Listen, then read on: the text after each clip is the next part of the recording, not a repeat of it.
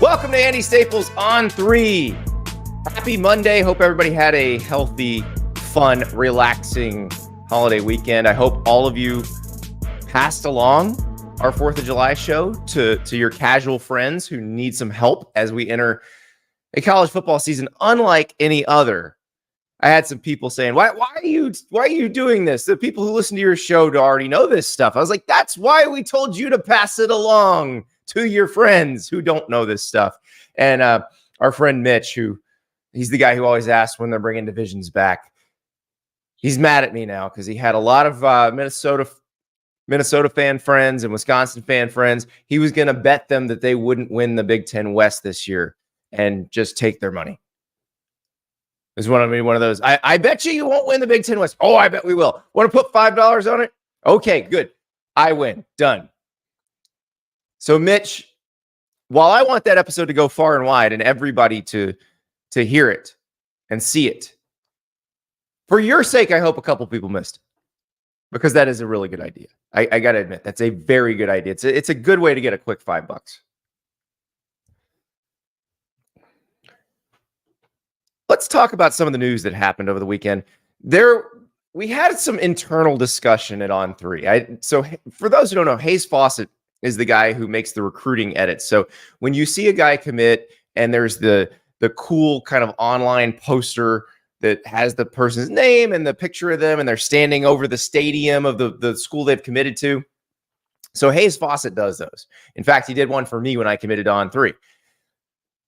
He has said over the years, because he's been doing this for several years now, that the traffic from players wanting to commit gets the highest around July 4th. And he's had to tell players, hey, guys, stop trying to commit on July 4th. And as he's, gotten more sophisticated with this stuff and come to work at On 3 and come to work with people who understand how news cycles work and how you get the biggest pop when you have a news story or an announcement, we've tried to tell him to pass this message along to the players. Hey, guys, July 4th, probably not the best day. You're not necessarily going to get the best pop for your announcement because people are with their families, they're traveling, they're doing all this stuff. The time you want to do it is like a Monday or a Tuesday when people are stuck at work and bored and have nothing to do but read about you. So I think the message got across to most people. It did not get across to Dakorien Moore, and I'm kind of glad it didn't, because if you're going to commit on July 4th, then commit with fireworks on July 4th. If you're watching the video right now, that is Dakorien Moore on Instagram Live committing to Oregon with the green smoke billowing, the fireworks blasting off, and he's got his Oregon t-shirt. That is excellent. So that's the nation's #1 wide receiver in the On 3 industry rankings. He's the #3 overall player. He's the highest ranked recruit to ever commit to Oregon. And Oregon's got a few more guys that they are going after this recruiting cycle that are either #1, #2, #3 at their position group. And there's a chance this class could be #1 in the country by the time all is said and done. Now, right now, the Dakorien Moore commitment, he's from Duncanville, Texas. He pushes Oregon to #3 in the team rankings for the class of 2025. Now, obviously, none of this is official until guys start signing in December. But this is a big one for Oregon because this is a receiver from Texas that Texas really wanted. And Texas has been fantastic for receivers under Sark. Oregon got him anyway. They also have a commitment, and they've had since January, Dallas Wilson, who's from Tampa. He's the #5 wide receiver in the country, #28 overall recruit. So there's a really good chance that Oregon could be in the top 3 when all is said and done. They're #3 right now, but they're behind Ohio State and Alabama. They're just ahead of Georgia and LSU. The way Dan Lanning is recruiting and the guys they're targeting, it's pretty spectacular. This is a level of recruiting that we have not seen from Oregon historically. They have gotten the occasional 5-star. They have gotten the occasional big-time recruit. but they've not really stacked a class like this. And, I kind of go back to Dan Lanning's first game as Oregon's head coach. Remember, they played Georgia in Atlanta, and Dan Lanning had just been Georgia's defensive coordinator. So obviously he knew Georgia's roster inside and out. And that game was just a beatdown. It was embarrassing. And Oregon had really good players. I mean, a first-round quarterback in Bo Nix starting for them. They had a good roster. But Georgia had a great roster. And Dan Lanning obviously knew how that worked. Probably went in knowing exactly how that game was going to go. And now he is trying to create a roster that looks really similar to Georgia's roster, that looks similar to Ohio State's roster. So Mario Cristobal kind of laid the foundation there. He was getting really good players, especially on the line of scrimmage. But Oregon was still not quite recruiting at the volume of elite recruits that you have to recruit at to continuously compete for national titles. Now, Michigan last year is the outlier, though we'll see in the NIL era, does it change how you construct your roster? Do you have to get those guys? Can you do what Michigan did where you do get some ultra elite recruits, but also get a lot of very good recruits that you evaluated very well and that you develop into NFL players, and then plug veteran guys who are going to be NFL players in through the transfer portal? That's what Michigan did under Jim Harbaugh the last few years, and it definitely worked. Oregon going the more traditional route here, going the route that Georgia's gone, that Nick Saban did with Alabama, that Ohio State's been doing. This is the way that most teams have competed for national titles, if they've competed for national titles. And it's tried and true. It is tried and true. And the NIL era has helped Oregon in that aspect because their collective Division Street is one of the ones that was organized first, that was ahead of the curve. And I think they've done a better job than most schools with that. Now, does that mean they're outbidding everybody? I don't think they're blowing people's offers out of the water money-wise. But I do think they're organized, they're getting in first, and they're making really competitive offers. And I think that helps. I think it certainly helps. And it helps kind of break the chokehold that a few schools had on the top of the recruiting rankings. So we're going to talk to Justin Hopkins later in the show from ScoopDuck about what all this means for Oregon, who they've got left on their board, what this class could look like going forward, and also kind of where Oregon fits into the grand scheme of things. You see the headline, is Oregon a blue blood or still only a new blood? I want to ask Justin about this because he had a column last week, and he had written something several years ago about whether Oregon could ascend to blue blood status. And last week he says, they're still not a blue blood because they need that national championship to really be a blue blood. So we'll talk to J-Hop about where Oregon fits in the grand scheme of things. And later in the show, I want to ask you guys what you think a blue blood is, because I'm calling Oregon a new blood because they've been successful in this era. They don't have the richest of history. It's not like Oklahoma or Ohio State or something like that. So how do you become a blue blood? Like, what is a blue blood? We have to try to define blue blood. And then how do you become one? Because I do think there's a few schools that may be on the cusp of getting into that group.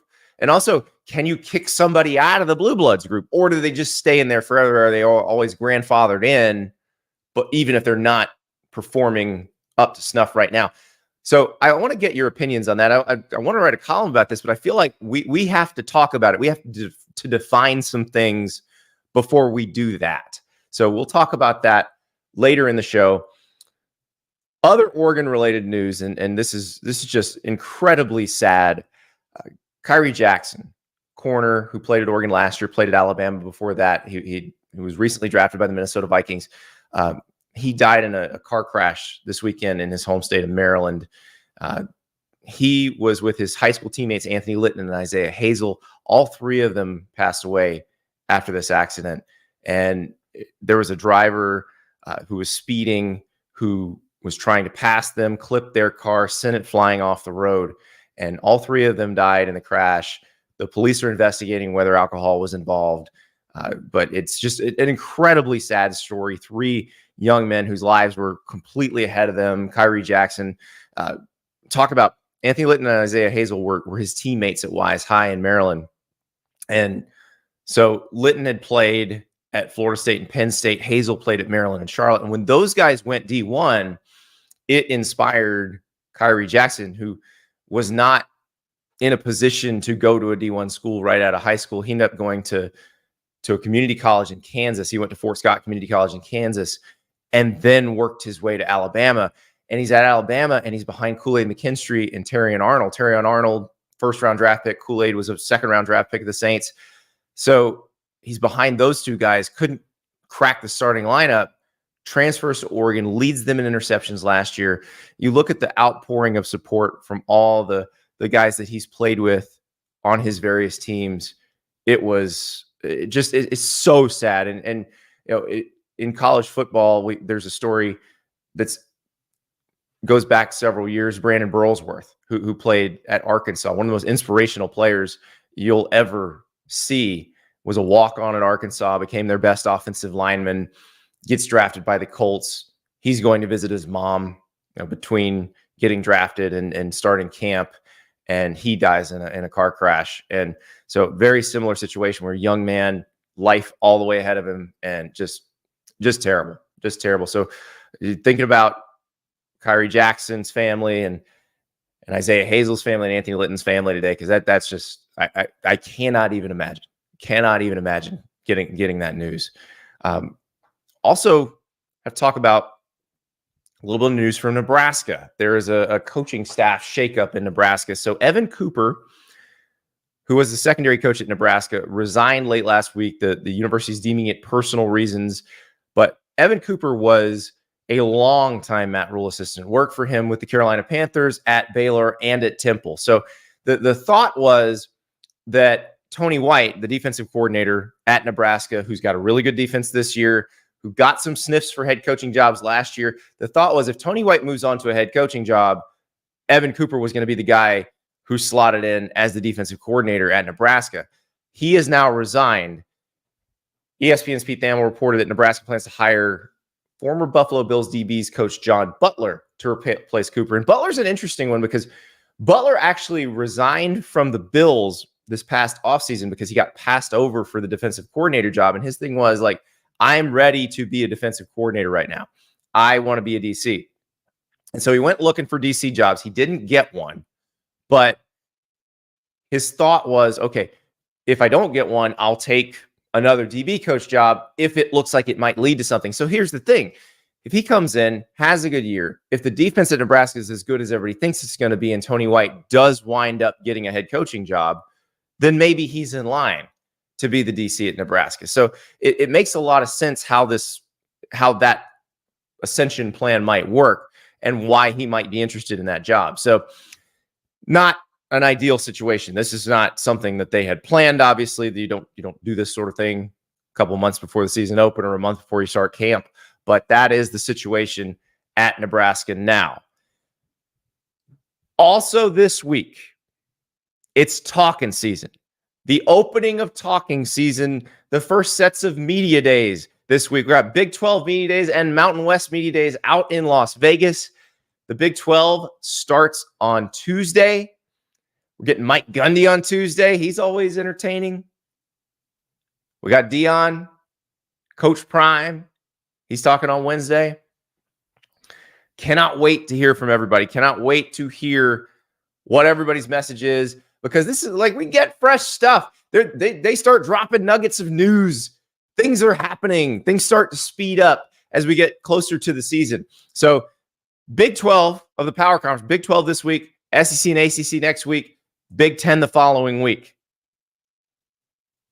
It is going to be a wave of fresh stuff from all these guys. Now, we will have a little sneak preview of something you might hear at Big 12 Media Days, because Brent Brennan, the Arizona head coach, is scheduled to join us on tomorrow's show. Now, he doesn't talk till Wednesday in Las Vegas, but he is scheduled to join us on tomorrow's show. Very excited to talk to him because he takes over for Jed Fish. And when Jed Fish took the Washington job, you were thinking, okay, what's going to happen here? Because they have all this talent. They've got Teteroy McMillan, T-Mac, one of the best receivers in the country, if not the best receiver in the country. I think Luther Burden at Missouri, Mecca Buka at Ohio State, they'll have some arguments about that. But T-Mac is absolutely one of the best receivers in the country, absolutely a first-round draft prospect. He's got no feet of throwing in passes. They've got a bunch of guys who came in 2022, Jed Fish's first full-cycle recruiting class there. And you thought, okay, how many of these guys are going to go to Washington? Well, guess what? They almost all stayed. So Brent Brennan comes from San Jose State and takes over a fantastic situation. Arizona is one of the schools we're looking at to compete for the title in the new Big 12. So we'll talk to Brent Brennan about that, what it means to take over. This was a job he was a finalist for when Jed Fish got it. So he's been ready to make that move.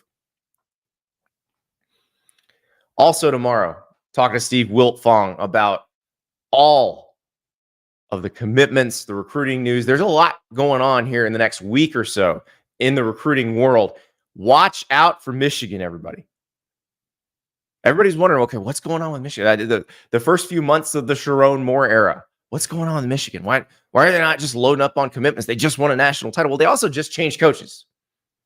And I think a lot of people had to get in and see the new coaching staff, see how that was going to work before they decided how they felt about the sales pitch. Well, it sounds like some decisions are getting made here in the next few weeks. So watch out for Michigan in that respect.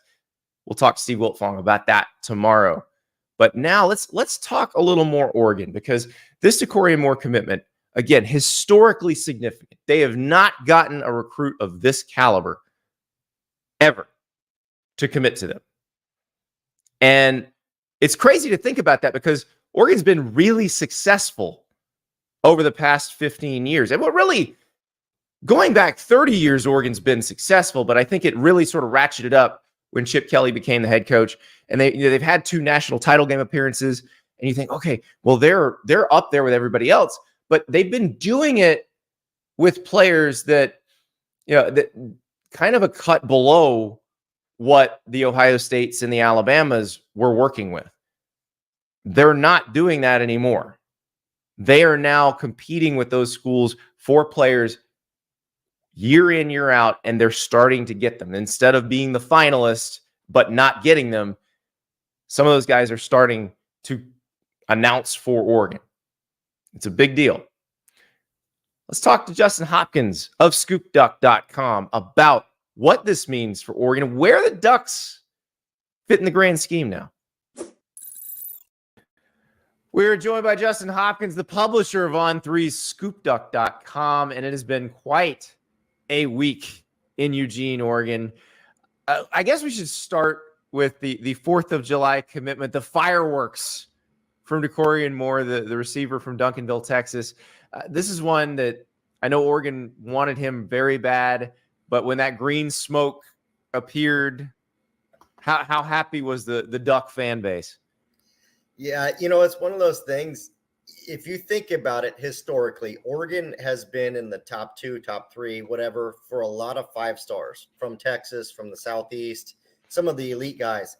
And they really have yet to land one, right? I mean, of course, they have Dallas Wilson committed, but he was actually a 4-star at the time and, has seen his ranking increase.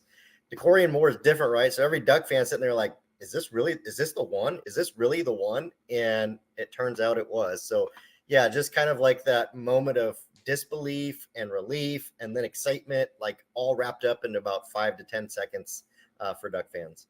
Well, this is the highest rated recruit who's ever committed to Oregon. And it's hard to explain to people, just because they've been so successful.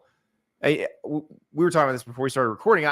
I look at the beginning of Oregon's, this era of Oregon football, kind of the end of the Rich Brooks era, going into Mike Bellotti. But I think a lot of people kind of tag it to when Chip Kelly took over as the head coach. But even if we just start there, even if we just start in 2009, Oregon has been ridiculously successful relative to most college football programs.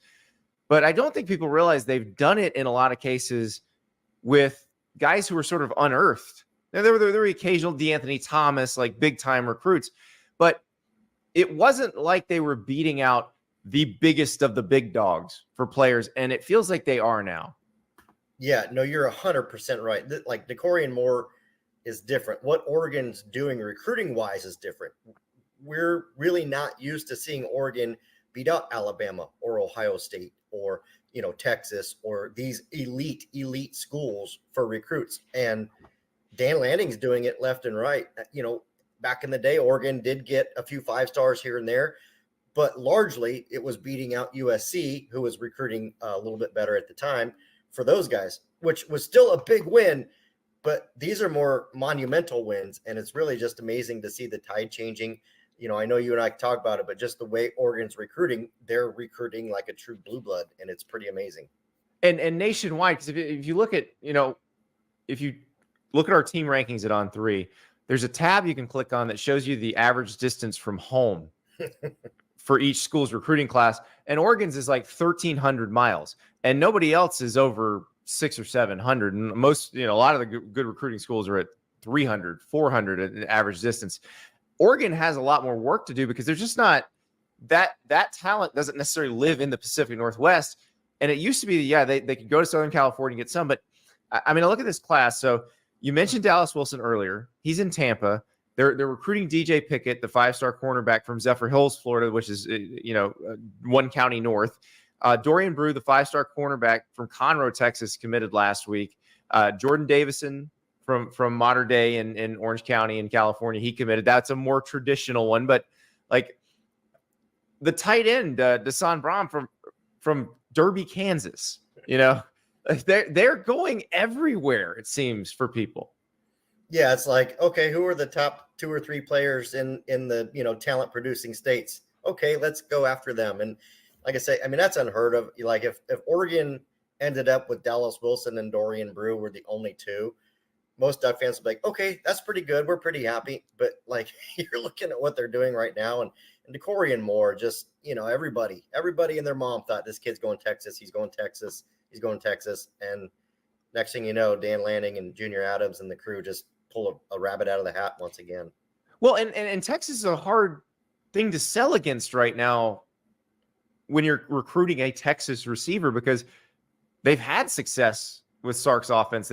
We just saw Xavier Worthy go in the first round. So like, it's understandable that, somebody might want to stay close to home and go to a good school, but Oregon does seem to have, an edge. And, since Dan Lanning got there, Mario Cristobal recruited well at Oregon, but it feels like it has risen several levels higher since Dan Lanning got there.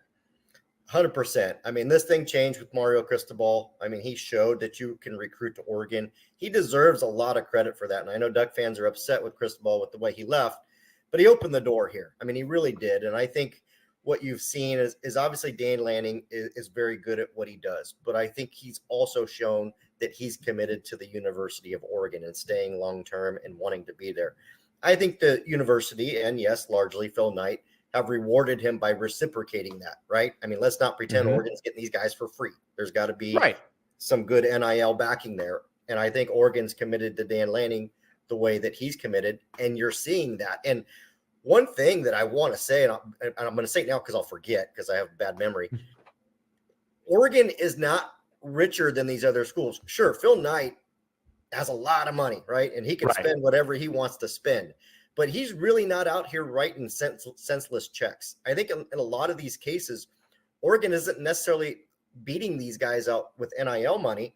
I think they're being competitive. They're making fair offers. But you look at Oregon and you look at USC right now, and they're recruiting completely different levels right now.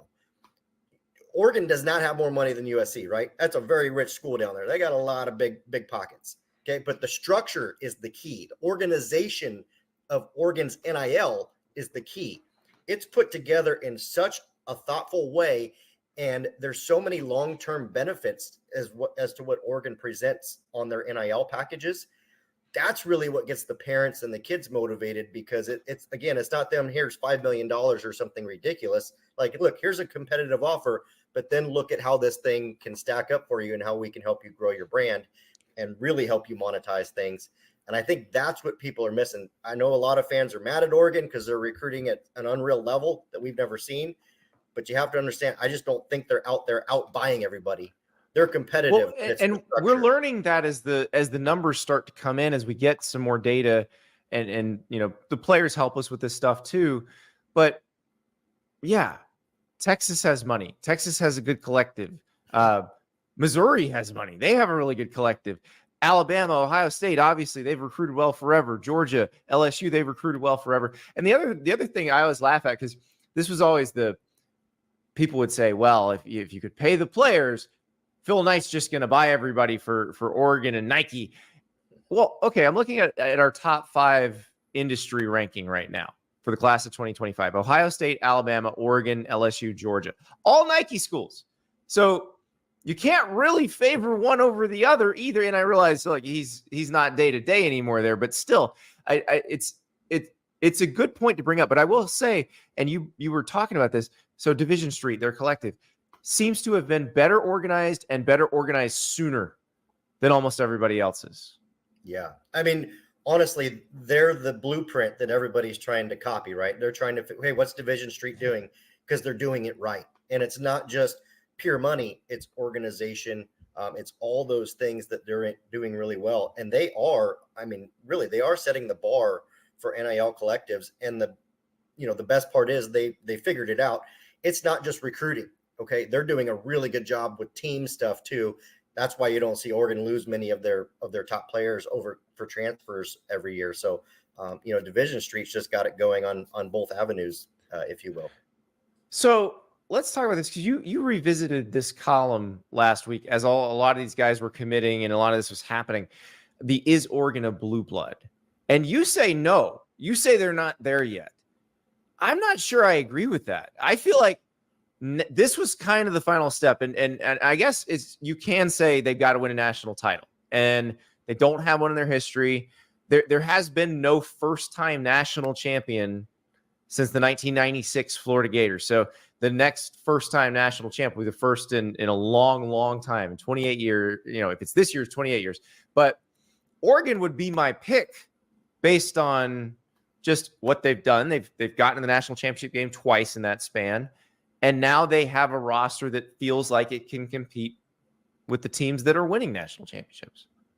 No, it's there's a few schools that the blue blood debate is really interesting about. Oregon's one of them. I think Clemson's one of them. LSU. There's some that, okay, USC is another one, right? USC is definitely a blue blood, but their success has been, quite removed from now. And Oregon's an interesting study because the name of the game anymore is branding, right? We know that branding at a school level, branding at an individual player level, like branding is key, right? And you might argue there's not very many bigger brands out there than the Oregon brand.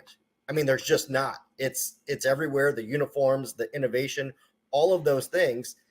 I mean, it's truly an elite top 5 school in that regard. They just don't have a national championship yet. And to my point in that column, like, with what Dan Lanning's doing now, imagine Dan Lanning on the recruiting trail with a national championship under his belt. Look out. Well, and that's the thing. We've seen schools that have outpaced their traditional recruiting, like Texas A&M did it a couple of years ago. But I would argue this class that Dan Lanning's putting together is much more organized, and you can see how it fits needs. And we'll talk about the safeties. They're still recruiting some safeties like Jonah Williams and Trey McNutt. I think are the top 2 safeties in the country right now. They're trying to get those guys. There might be other ones in the class who are really good. And then they've got to decide how many do they want to keep if all these guys commit. And, that's the sort of problem that Nick Saban had at Alabama, or the sort of problem that Kirby Smart has at Georgia, where they might have to turn somebody away who 10 years ago would have been the top ranked player in their class. You're 100% right. I mean, it's funny because I joked about this with Josh Newberg the other day, but it's like, man, I feel like I'm Bama Online's Tim Watts now, the way he's covered recruiting for, 2 decades under Nick Saban and all, we got these 5 stars. We're going to have to let this top 150 player go. Like, what? Everybody wants that kid. Like, yeah, we just don't have room anymore. Oregon's doing that. And to your point, Oregon, we've seen Oregon recruit classes well before, but a lot of times there's been some filler. Like, and by that, I mean, they went and signed a highly ranked wide receiver that frankly they didn't need. They already had 4 or 5 committed and they didn't need a 6th one, but they did it because it inflated their ranking. Right. We're not doing that here. The roster management's second to none. I mean, honestly, I think Oregon wants to take 2 safeties in this class. I think that was the plan all along. And they very well could end up with Trey McNutt and Jonah Williams. And I mean, they wanted to sign probably 2 corners in this class. They could potentially end up with DJ Pickett and Brandon Finney, and they're going to be done. Like, they're going to be happy and be done, and there's no hard feelings. And it's, to your point, it's pretty crazy how efficiently they've recruited. Yeah, DJ Pickett, another one, a 5-star plus corner from Zephyr Hills, Florida. He's committing on July 17th, considering Florida, Miami, and Georgia. So that's the fact that they can go into Florida now, or they could go. I mean, they went into Maryland. You mentioned Finney. He's from Maryland. That I believe they beat up Penn State for him, which is a school that would traditionally recruit, that Mid-Atlantic region. So yeah, Dan Lanning. And what's interesting about Dan Lanning's background, he's an unusual background coach. A lot of guys are in one tree. They've coached in one region. And I know people associate Dan Lanning with Kirby Smart because he was the DC at Georgia before he got this job. But he also worked at Memphis under Mike Norvell. He worked at various places. He grew up in Kansas. So this is a guy who's been a little bit of everywhere now. Yeah, and he's really kind of brought the best parts all together, right? I think, when I look at Dan Lanning and I maybe I catch him in a private setting or, somewhere where the cameras aren't on and all that, he really reminds me of kind of a combination of Kirby Smart, Nick Saban, and Mike Norvell. And what I mean by that is, Nick Saban is a grinder, worker. I mean, incredible coach, right? One of the best ever to do it, but he's not super personable, right? Mike Norvell, kind of a rising star still, even though he's a little bit more, aligned than maybe Lanning is now. Super personable guy, right? Like really smart, really good. Not to take it, but he's very personable. Yeah. And you look at Lanning and it's like, okay, you're kind of like both of them, because Lanning's a hoot, man. He's a good guy. He'll remember stuff. You're like, how do you remember that? And just, he's got kind of all of that. And then of course, I mentioned Kirby Smart. Kirby's obviously one of the top defensive minds and just a recruiting monster. And you look at it, not that Nick Saban wasn't, but you just look at it and Lanning's like really kind of all three combined. Yeah. Nick Saban and Kirby Smart kind of like wake up every day trying to figure out how to kick everybody's ass. And I feel like Lanning's got that vibe to him too, even though, like you said, he can joke around with you like Mike Norvell can, but it's just beneath the surface. You kind of feel that little bit simmering there. Oh yeah. I mean, there's no doubt that he's got a fire unlike anybody else. And that's that's an infectious thing, right? Your team picks that up, recruits pick that up, parents pick that up. That's something that you can't fake. You can't fake that. I mean, you can tell people you're working hard and do all this and that, but I mean, at the end of the day, you can't fake it. These guys recognize, coaches that are that way. And like I said, I also think, there's this too. And this isn't a bad thing. Kids are different now than they were 10 years ago, 20 years ago. Like just the way their mental makeup, their emotional makeup, they're different. And you have to recruit, I think the old school way of kind of maybe the hardcore Nick Saban, because even Nick Saban had to adjust a little bit before he retired, in the way he recruited and the way that maybe he talked to some kids at practice and this and that. And I'm not saying anything negative here. I'm just saying that's a reality. And I think Dan Lanning's ability to be approachable and to be flexible and to relate is really good. And I think that pays off. So we've talked about the guys who may be there in 2025. Let's talk about the guys who signed in 2024. Who out of that freshman class do you expect to have an impact in Oregon's first Big Ten season? The hard part is when it comes to that, they signed so many impactful transfers and didn't have a lot of holes. I think we're going to see a lot of those guys redshirt. And so and so like a Jeremiah McClellan or Ryan Pelham, those guys are really, really good players. And they would probably not necessarily start, but at least play in most wide receiver rooms. I think they're going to have a really tough time at Oregon. I mean, you're looking at, Evan Stewart and Tez Johnson and, all those guys that are there now. And that's what makes this scary, right? You're going to take that 24 class, and all those guys are going to have probably full eligibility.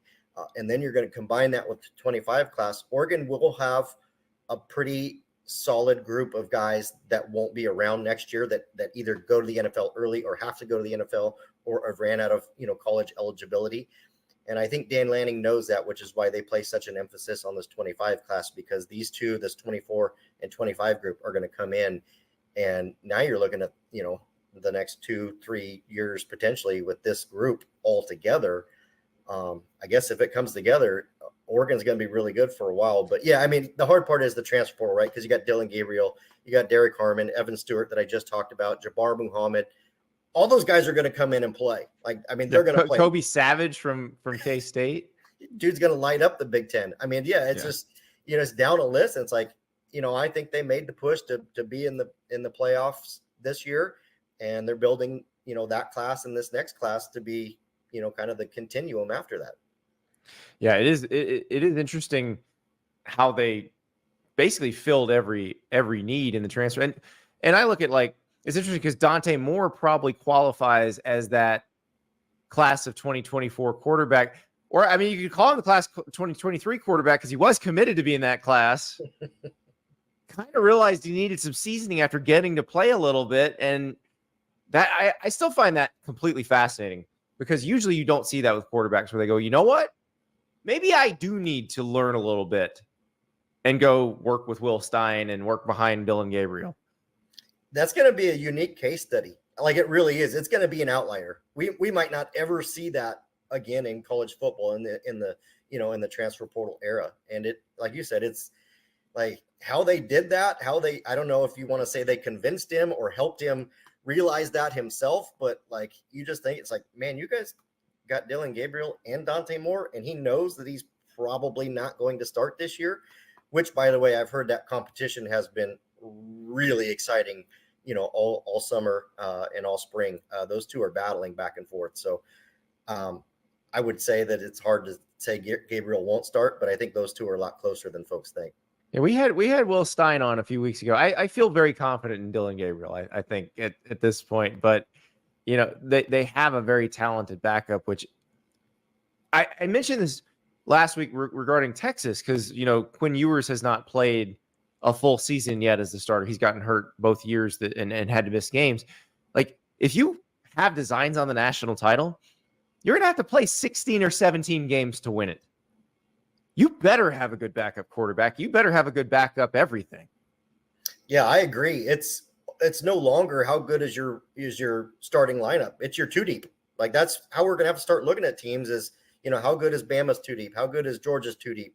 Ohio State, Oregon. You know what I mean? If they just got a good starting 11 or a good starting 22, yeah, that's probably great for the first half of the season. But when that second half and then that last third gets there, you're playing good on good every week at that point, and your guys are tired and beat up, and it's going to take its toll. So, now your strength and conditioning program is really tested. Your sports science, your sports injury science, those guys are tested, and your depth is going to be truly tested. I mean, the teams that we see more than likely win it probably still have their starting quarterback and are the least beat up at the rest of the positions along the way. That might very well be the case. Yeah, and Oregon wants to be in that club. They want to be in that group. So we'll see if they have what it takes. Now, you mentioned what they got out of the transfer portal this year. A guy who came to Oregon through the transfer portal. Let's talk about Khyree Jackson, because one of the saddest stories you're going to hear. He passed away this past weekend, died in a car crash in Maryland. A couple other college football players also passed away with him. Khyree Jackson played at Oregon. He had been at Alabama before that, and was drafted by the Minnesota Vikings in April, and had his whole NFL career ahead of him. And what did he mean to Oregon in his time there? Yeah, I think when somebody gets the chance to talk to Dan Lanning about that tragedy, I think you're going to hear probably a very emotional story, because there's a guy that was at Alabama, and we know came out of high school with tons of potential, tons of, 5-star elite player, all the tangibles you'd want as a corner. And just, it wasn't all clicking at Alabama, right? Like, played, but wasn't the guy that maybe they expected, maybe found himself in Saban's doghouse a little bit. Was playing behind 2 first-rounders. Like, that's right. part of it too. Yeah. But somehow comes to Oregon and decides, hey, I'm going to check something else out. Maybe a change in scenery is what I need. And obviously me being an Oregon guy and following Oregon, the outpouring I saw from former players, all of the coaches, former coaches that have left to go to other jobs, just really resonated that, man, this guy was one of those guys that walked into a room and lit it up with his smile and lit it up with just kind of being there in his presence and being a positive spirit. And so I think that's something. Obviously we could talk about Khyree, the football player, and that is what it is.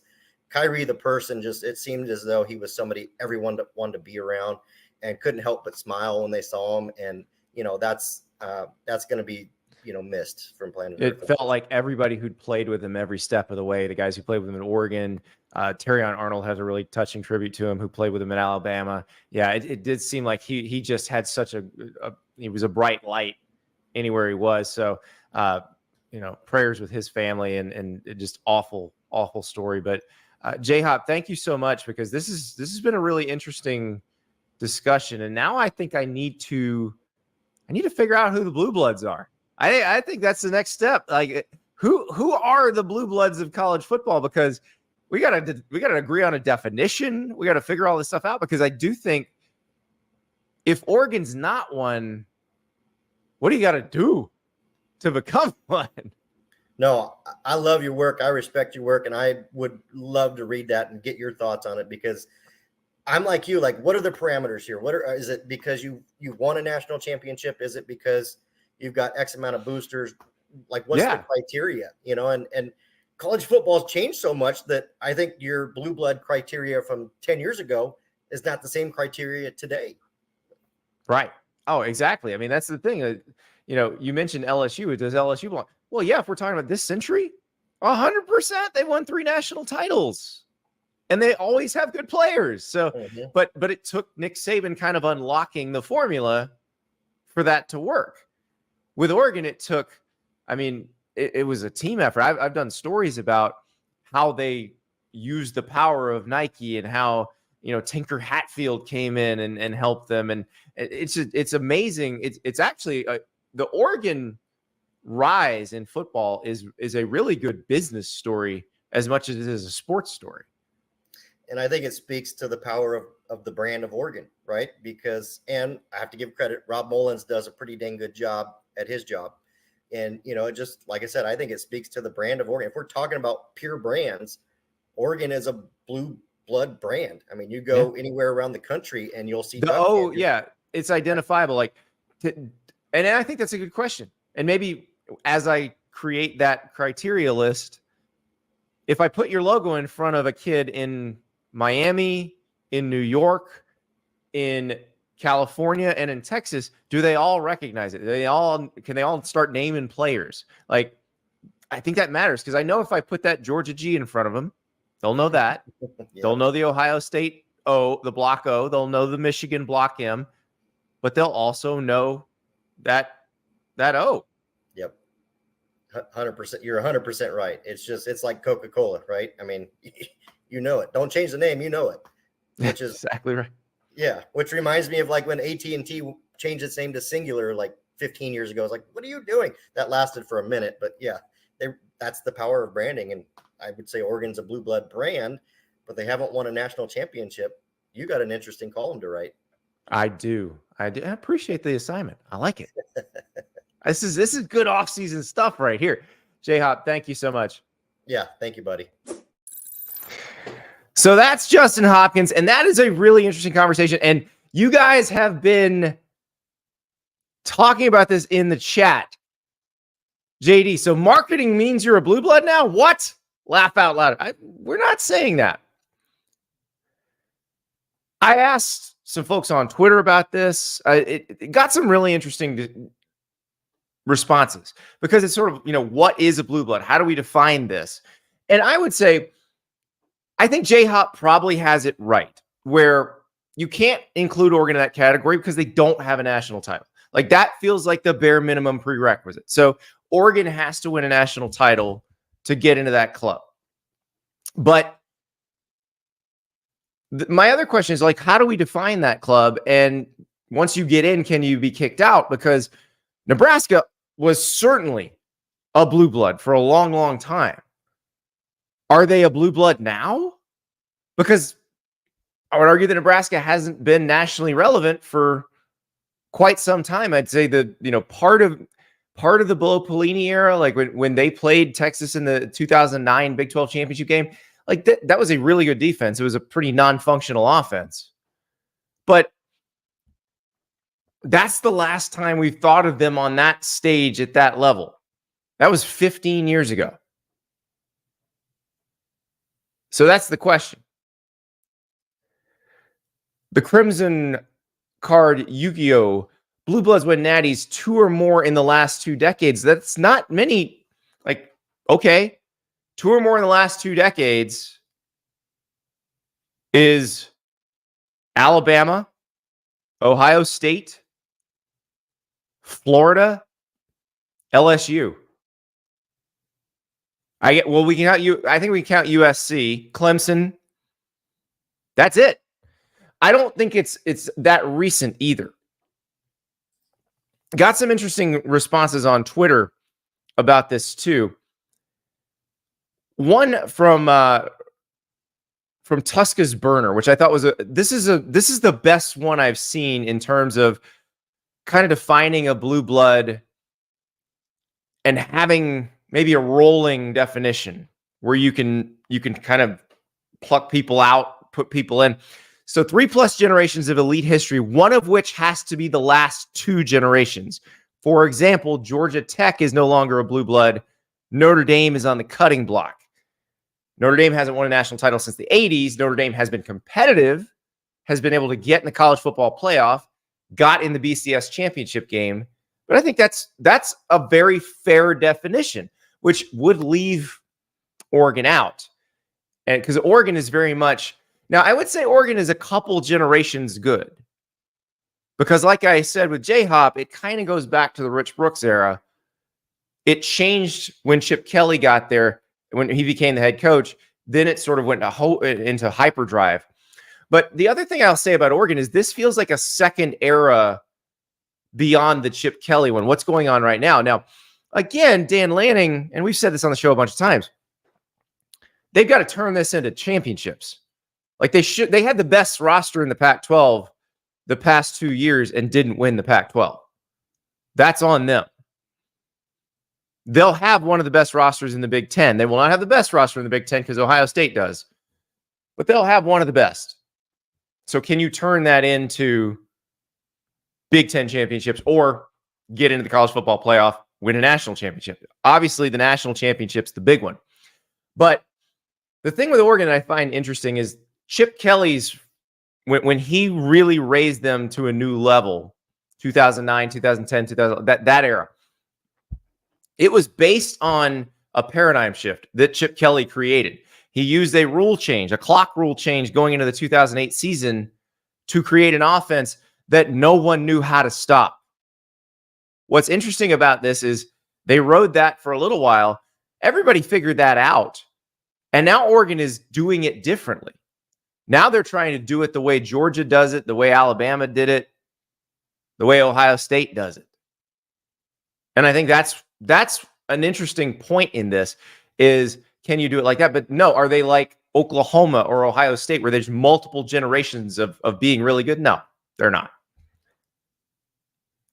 All Day on Twitter said, Oregon's collective is run by Nike executives or ex-Nike executives and billionaire Phil Knight with an open checkbook. It might be true what Hopkins said about them just being competitive, but this is a purposeful effort by Phil Knight to buy a title. Nothing wrong with that. Stop dodging that. Nobody's dodging that fact. I don't know how to break this to you guys. The teams with the most money have been the ones competing for national titles. Has NIL allowed your Oregons, your Tennessees, your Missouris to get players that they haven't been able to get? Yes, absolutely.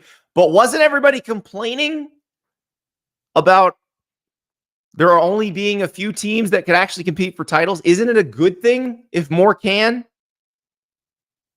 Is that what we wanted? Willie says, got to be a rolling 20-year window of team accomplishments. I am glad you mentioned that, Willie, because I did some numbers crunching. Because I was curious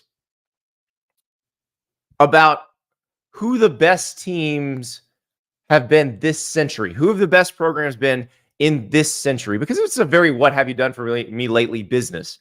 You know, the players that are being recruited were born in the 21st century, don't really remember the early part of the 21st century either. So who's been the best? So I just did pure winning percentage.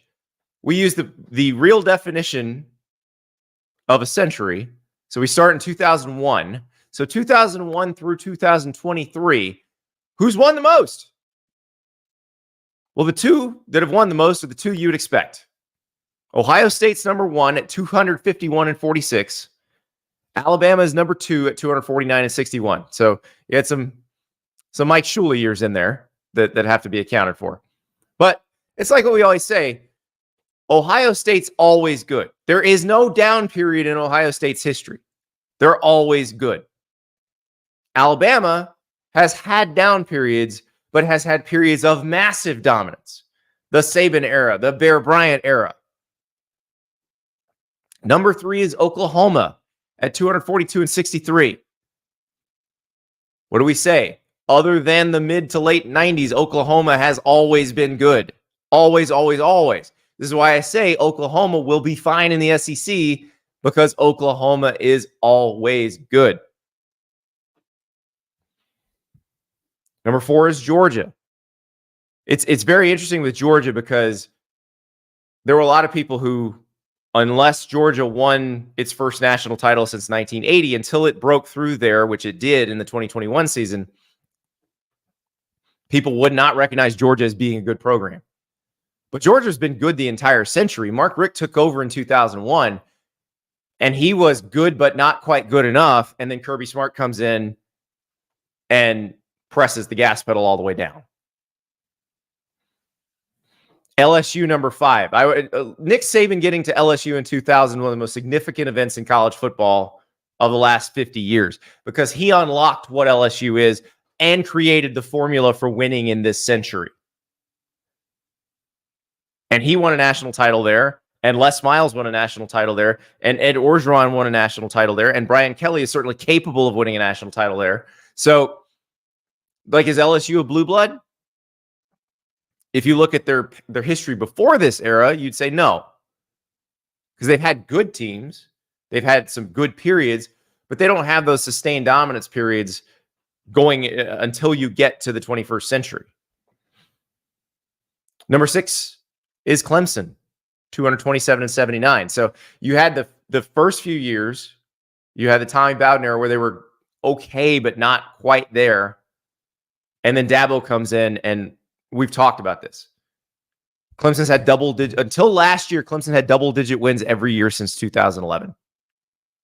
It's wild. They've been wildly successful. Who's number 7 on that list? Why, it's the Oregon Ducks. So Oregon behind all of these programs. The only other one on this list so far that has not won a national title since 2001 is Oklahoma, which won one in 2000, which played for national titles in 2003, 2004, 2008. So very, very similar profiles here. The difference between Oregon and Oklahoma is Oklahoma has Bud Wilkinson and Barry Switzer in its history, and Oregon doesn't have that. So you're probably wondering where some of these other ones, like one that I think is interesting, or well, two, Florida State and Florida. Because if we go to Tuska's burner, which I think is a great definition of, multiple generations of dominance, some of it being in the most recent generation. So Florida has 2 national titles in this century, has 3 national titles total. So 3 national titles in the past 28 years. Florida State has 3 national titles going back to 1993. So all fairly recent. Florida State, I would argue, has 2 different eras, because the end of the Bobby Bowden era was a lull And then the Jimbo Fisher one was different. And I would argue that what's going on now at Florida State with Mike Norvell is also different because they had another lull, tail end of Jimbo Fisher and Willie Taggart. So does that make them qualify as a blue blood? I don't know. Florida, meanwhile, one very compressed period of success that lasted a good amount of time. That lasted basically, Steve Spurrier gets there in 1990, and you really go through the tail end of the Urban Meyer era. So Urban Meyer leaves after the 2010 season. So you basically have this 20-year period of massive success at Florida. The question is it two eras or one? Because all you've got between Steve Spurrier and Urban Meyer is the Ron Zook era, which lasted 3 years. He got fired. For all his failings as an on-field coach, though, Ron Zook was a master talent evaluator and compiler. Like, those 3 years might not have been what Florida fans wanted, but he put together a hell of a roster in those 3 years to leave for Urban Meyer. So, like with Florida, it feels like kind of one era, and then they've been on this roller coaster ever since, where they've had some good years and then they've had some really bad years. They've not had that consistency that, say, an Oregon has had. Now, Oregon's had one really bad year in there, but Oregon's been more consistent. Oklahoma has been more consistent. Ohio State has been ridiculously consistent. Georgia's been consistent. So it's the consistency that's been lacking. Like, LSU has had a little bit of the roller coaster. Auburn is the poster child for the roller coaster. Auburn and Florida, I'd say, are probably the most similar in this situation, where they have won national titles recently. They've competed for national titles fairly recently. They have had really good years fairly recently, and they have had some stinkers. So it's hard to figure out where these schools fit in there. But, your Notre Dames and your Nebraskas, can you kick them out of this club? I don't know. The truth says Notre Dame has been irrelevant since 1977. They won the national title in 1988, the truth. Come on. You guys, hard on Notre Dame. Very hard on Notre Dame. I do want to put one more definition out there that I thought was very interesting.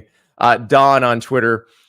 Blue blood traditionally means of noble birth, implying a generational thing. For college football, I think you have to have success for sustained periods of time, multiple decades, if not generational. Oregon, no. Florida State and Florida, probably the latest additions. Again, like we just said, I don't know, because I think the multi-generational part with Florida, was it one generation or have they been able to do it over multiple generations? If you want to say the Spurrier and Meyer eras were distinct, then yes, I think you can put Florida in that list. The traditional real definition of blue blood, it means of noble birth. It means you're a hemophiliac because you have a lot of incest and your family tree has more trunk than branches. That's what it means. That's why they call it that. But that's really where we're at. But I think it's a fascinating discussion, because I do think you have to consider recent success.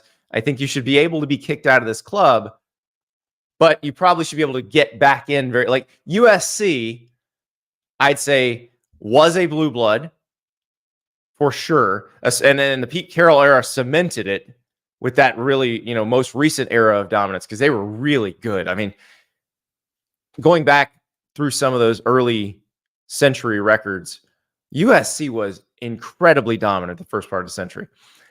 So if Lincoln Riley gets them really going, then absolutely, they're right back. We had a poll in the chat. Is Oregon a blue blood? 27% yes, 73% no. And again, I think you got to win that national title. I think the national title is the key there. So Oregon doing the things you're supposed to do to win that national title. It's just a matter of, can they break through? And we need to see it on the field.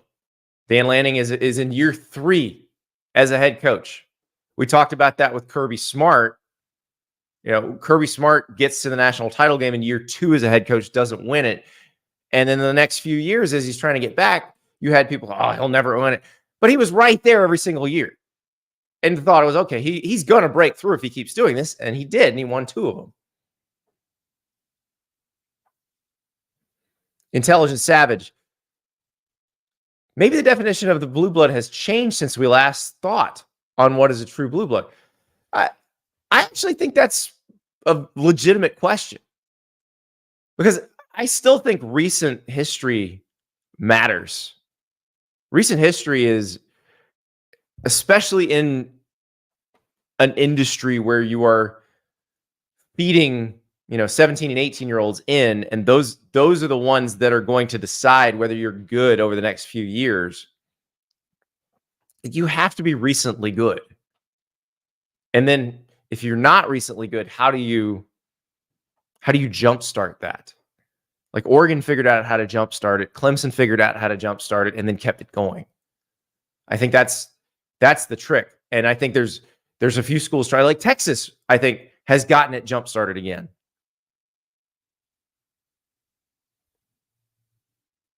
So we'll see. But this is a great discussion, and I am going to work on a column about this. We'll see if I can come up with a definite, like a good, true definition of what we're going to call a college football blue blood, and make a list of who the college football blue bloods are, and then who's just ready to jump on that list if they have a little more success. And like Oregon, I think we can safely say they're going to fall just outside. And if they win a national title, then we probably put them on that list. But it's going to be fun to find out. It's going to be fun to find out if they can do it. Because I find this very interesting, where you do have schools that are now recruiting at a different level, and they are doing it in a way that we thought only a few schools would be able to do. The NIL era has spread it out a little bit, not a ton. It's not like there's 30 schools that can do this now. But we said if you could shear off 4 or 5 from Alabama's class, from Georgia's class, from Ohio State's class, and sprinkle them elsewhere, it might change the dynamics of things. Now, we don't have enough sample size to know if that's truly what has happened yet. But I suspect that's what's happening. A couple more things before we go. The Texas and Texas A&M rivalry, I cannot wait to see these guys play again on the football field, because they hate each other so much. This video appeared this weekend. A drone show over Austin with Bevo, and it says "saw 'em off." This is in midair. These people hate each other so much, and they get to play football again against each other this year. I cannot wait. One more interesting piece of video that popped up over the weekend. They painted the ACC logos on the field at Cal this weekend. There are ACC logos on the field at Cal.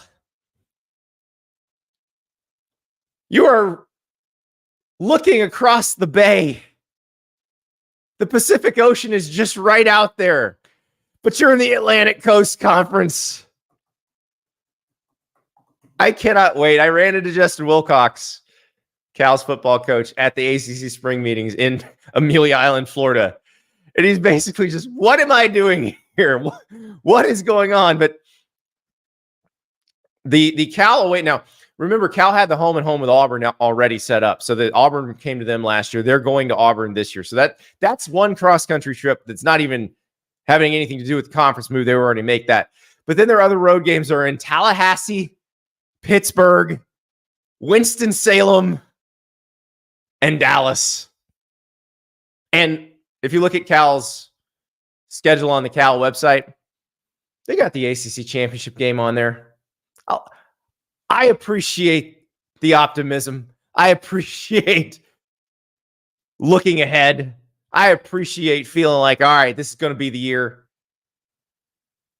The opinion says they should change the name to the All Coast Conference.